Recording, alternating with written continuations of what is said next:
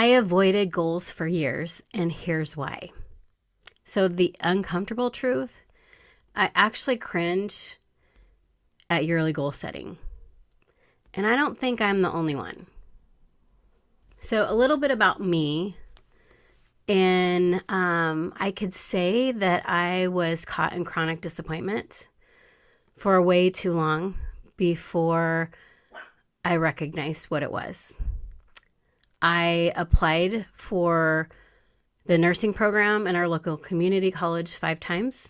5 times. I had went back to school after having a long career in dental, knowing that my boss was going to retire, and I didn't want to work for another dentist. And yet it happened.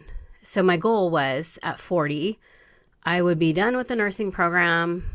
I would have a career to take care of myself. I wouldn't be in the generic job pool of office managers, administration, all of those. You have to take these ridiculous tests, and hundreds of people are applying for the same position.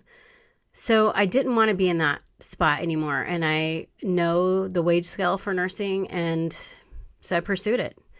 5 attempts. I applied 5 times. When I went back to school, I was working full time. I went to school pretty much full time. And it was during the 2008 crash when a lot of my classmates were going to school full time, getting paid to be a student, and I wasn't. So they had the highest test scores in the history of the school. 20 to 30 spots were available and 150 to 300 applicants. And again, I was working full time, so my test scores weren't that of the other students, and I just couldn't compete. So I thought I kept at it, and I was certain that I was going to get in. One time my test scores were 7 points off the lowest test scores.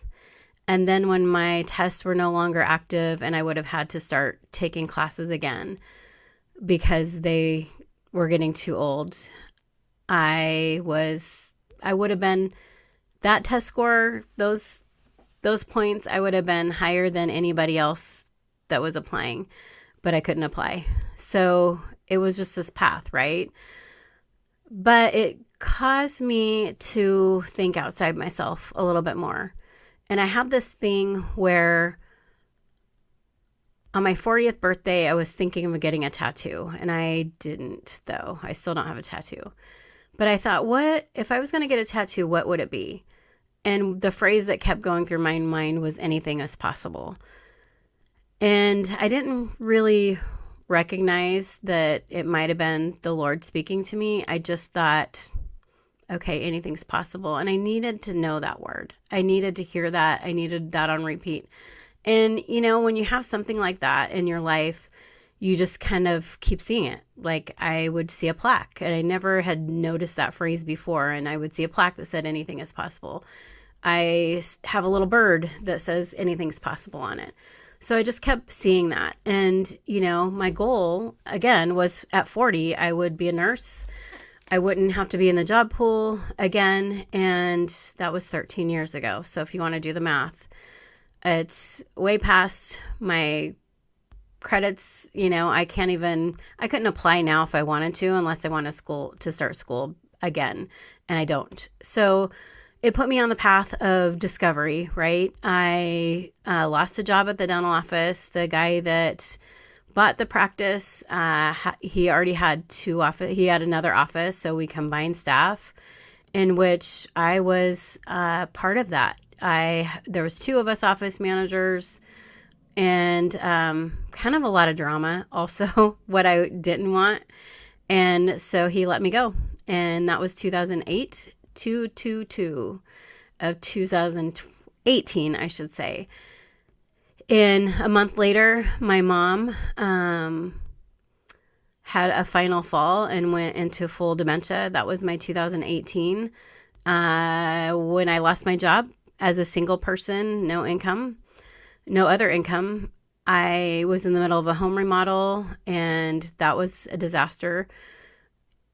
So that guy was having some financial struggles. My house was getting involved with that. So I didn't even know if that would get finished.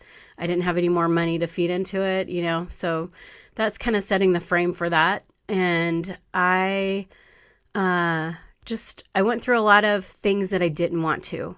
I had planned, my plans were to be a nurse and I would never have that financial struggle again. Well, not always does that work out, right? So I think this is where I struggle with goal setting. And then, fast forward, I was by my mom's bedside as I joined a kingdom entrepreneurship program that taught me business. It taught me to look inward and see, what's really going on inside. I had to push in and get to the sticky parts of, disappointments that I walked in for years. My plan was to get married young, to have 4 or 5 kids, and that didn't happen. So there was these things that I just continually stepped into discouragement, disappointment. And that hindered my goal setting because goal setting for me represented disappointment. It represented things not coming about that I thought they would, and I would say me in my 20s and 30s, I had hope for that. I'm in my 50s and I look at the world differently. I, listen to these influencers that are just on top of the world. They, things are going the way that they always dreamt. And then things hit, even if I would have had kids, I could have had issues with, learning disabilities or whatever else. It's not ideal. It never is. There's always adjustments that we have to make to our plan. So I joined another program that taught me how to sell on Amazon, and I felt like I came alive in a way that I hadn't. I stayed up late talking to manufacturers. I dreamt about my next product. I heard my mom's voice in my head as my mom had passed away at this point. I would walk into her retirement assisted living, and even in her midst of her dementia, she would always say, "That's my daughter." And so my first sale on Amazon, I heard a voice over and over again. I would thank the Lord for those sales. And in 8.5 months, I hit the 6-figure mark on selling on Amazon, which is a pretty good thing, So for a couple of years, I was passing the 6-figure. I had goals for this, and then it just not came to a halt, but things shifted in Amazon. Fees shifted, life shifted, and then last year, for the last few years, our church does a fast at the beginning of the year, and I take that as a time for resetting myself. And so last year, I remember thinking that the Lord was saying to be intentional. And so I took that as my word, to be intentional, that I was going to be intentional with the things that I did. And also, I felt like I had a picture of myself putting on new clothes, putting on new garments. That what I wore in the season before wasn't going to take me to the next season. But I didn't know on the 29th of January, our company, not only was I an Amazon seller, I became a coach for the community that taught people how to sell on Amazon. And I didn't know the 29th of January, our company would have to do a big cut and half of the employees would be cut. And I think we went from 120 to like 60. And so my direct department, there was 3 of us. It became me. And actually the whole, like the direct fulfillment department, we went from 12 to I think 5 or 6, maybe half. So it was just this like thing. And I remember the first part of February last year, I was like, okay, January started off with a bang, right? I had momentum. I was excited. And then I didn't even get to February. So February, I was like, I remember that first week of February crying because not only did I lose coworkers, but they were friends. These are people we lived life together. We were an online community, but we met several times in person. And I got to know people and walked with them. And we did our businesses together, besides just helping other people. So then I was getting that fit on those new garments. I was having to, I didn't have anywhere to hide. I couldn't hide behind my coworkers. I had to step up and be more than I had already. There was like, it was it. I was on. And so May came with a new challenge. And it was an opportunity for the wild ones, the ones of us that wanted to stay and see our community just thrive and get past some of the financial hurdles that were going on with the changes with Amazon and just things that were going on. We had a choice. Like, we got to choose to continue on with less wages and see where this thing all went. And at that point, even more so, it got tighter. And then from the 12 to the 5, and then to 6, and then there was 2. There was 2 of us in our full department. Went from 60 to 44. And a lot of shifts, right? So that was not in my plans, because at the beginning of the year, my plan was I had financial goals, I had business goals, I had goals for my company that I worked for. And, the company was funding my business. It was helping me be able to scale my business, pay my bills while I grew my Amazon business. So then a few months went on and we had some more changes come. End of September, I walked away from that job, and I walked away from my Amazon business. In December 14th was my last sale on Amazon. So at the same time, the word that I had for the year was to be intentional and to put on new garments. But I didn't know that I wasn't ready for those new garments. I didn't know that I would have to learn how to walk in those new garments. I didn't know what it looked like to level up with those new garments. And so here we are. That was 2025. Would I have changed 2025? I don't have bad feelings about 25. I probably would have done things differently. I mean, I probably wouldn't have restocked the product that I restocked. I mean, there was things that I probably would have done differently. But I can say that shaped me, that prepared me for 2026. And so where I at now as I walk into 2026. In January, I sat during our time of prayer and fasting with our church, and I felt kind of quiet, and I didn't really have anything. And I kept thinking, be intentional. It's the same word this year as it was last year. And then I realized it wasn't. It was released. I was feeling free. I was feeling it was time to release, to be released.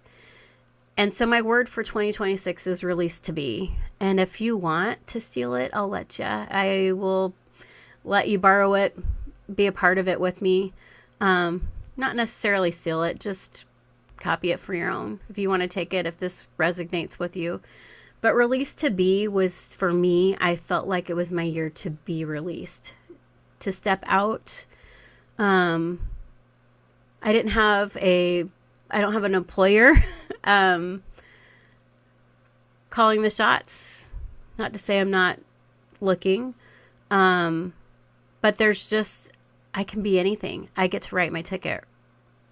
So 2026 is released to be. But also, what I was thinking it's released forward, right? But actually, it's also, I get to be released from the waiting. from comparison, from the past disappointments, needing permission, hiding my gifts. I get to release all those things that aren't going to that can't come along with me in 2026. They get to stay in 2025 because who I get to become this year is different than what I was last year. And so really, I am not opposed to setting goals because I think it's pertinent. I think it's important. And I still set goals in a different way. But what I do dig in the first of the year is who I get to become in this next season.